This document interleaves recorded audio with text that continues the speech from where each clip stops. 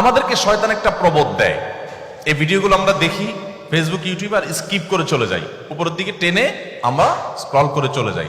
শয়তান আমাদেরকে বলে তোমার কি করার আছে, তুমি একটা সামান্য, একে তো বাংলাদেশের মতো একটা ছোট্ট দুর্বল দেশ, আবার সে দেশের একজন অতি সাধারণ একজন নাগরিক, একজন নগণ্য মানুষ, তুমি এই আন্তর্জাতিক সমস্যার সমাধান করার মতো ক্ষমতা তো তোমার হাতে নাই, তোমার কি করার আছে? সো তুমি একটু আল্লাহর কাছে দোয়া করো। বাস আমি একটু দোয়া করে ওটাকে স্কিপ করে আর একটা ঝাঁকানাকা কোনো ভিডিওতে আমি ডুবে যাচ্ছি। এই না আমাদের অবস্থা? আসলে কি তাই? আমি তো তা মনে করি না। এটা শয়তান আপনাকে মিথ্যা কথা বলে, আপনাকে মিথ্যা সান্ত্বনা দেয়। শয়তান বলে তোমার কিচ্ছু করার নেই। কে বলেছে আপনার কিছু করার নেই? আপনার যে কত কিছু করার আছে সেটা আপনি নিজেও ভাবেন নাই।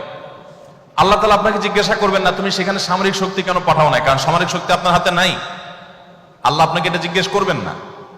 আল্লাহ আপনাকে বলবেন না তুমি মানবিক সহায়তা নিয়ে শত শত হাজার হাজার টন কেন খাবার পাঠাও নাই সেখানে, কারণ এই ক্ষমতা আপনার হাতে নাই। আল্লাহ এটা জিজ্ঞেস করবেন না। আল্লাহ জিজ্ঞাসা করবেন তোমার হাতে একটা ইহুদি পণ্য তোমার বাসায়, তোমার টয়লেটে, তোমার বেডরুমে, তোমার প্রত্যেকটা জায়গা, কখনো সাবানের নামে, কখনো শ্যাম্পুর নামে, কখনো লোশনের নামে, কখনো চকলেটের নামে, কখনো ড্রিঙ্কসের নামে, কখনো রেস্টুরেন্টের ফাস্টফুডের নামে, তোমার বাসার প্রতিটা কক্ষে কক্ষে প্রতিটা টয়লেটে তাদের পণ্যগুলো শোভা পেয়েছে।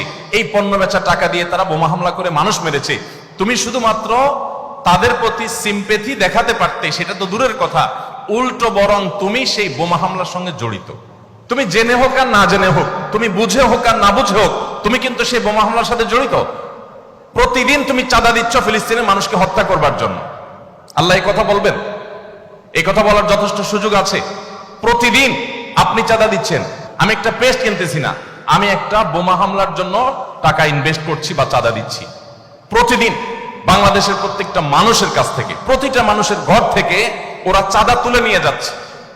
আপনি মনে করছেন মুদি দোকানে গিয়ে আমি মালামাল কিনে আনছি। আল্লাহর কসম করে বলছি এটা মালামাল কিনা না। এটা আপনি দেখছেন মালামাল কিনা, আমি এটাকে মালামাল কিনা দেখছি না। আপনি দেখছেন আপনি পেপসি বা কোকা কোলা বা সফট ড্রিঙ্কস এদের যেগুলো আছে সেগুলো আপনি ডক ডক করে গিলছেন। আমি দেখছি সেগুলা লাল কালারের ওই পেপসি না, এগুলো হলো ফিলিস্তিনের মানুষের রক্ত। আপনি দেখছেন সেগুলো হয়তো কোক, আমি দেখছি সেগুলো রক্ত। বাংলাদেশের মানুষ এরকম ভুলো জাতি পৃথিবীতে আরেকটা আছে কিনা আমি জানি না।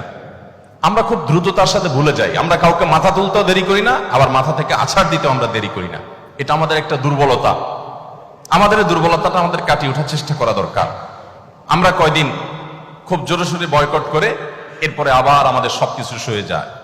এক ভাই খুব চমৎকার বলেছেন, আমরা মানিয়ে নিয়েছি শোক, আবার উদরে ঢালছি কোক। আপনি নামাজ পড়তেছেন, আপনি সিজদা করতেছেন, আপনি অনেক কিছু করতেছেন, দিন শেষে আপনি মুসলমানদের হত্যার সঙ্গে জড়িত। আপনি নিরীহ মা শিশুগুলোকে হত্যার সাথে জড়িত, আপনি জানছেন না।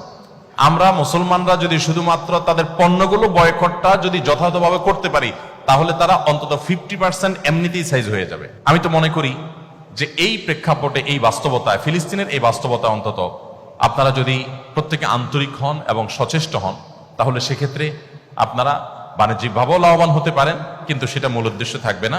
আপনারা মূলত দ্বীনি চেতনা থেকে এই কাজটি করবেন। আল্লাহ তাআলা আমাদের সবাইকে আমাদের যে দায়িত্বটুকু আছে সেই দায়িত্বটুকু আদায় করার তৌফিক দান করেন।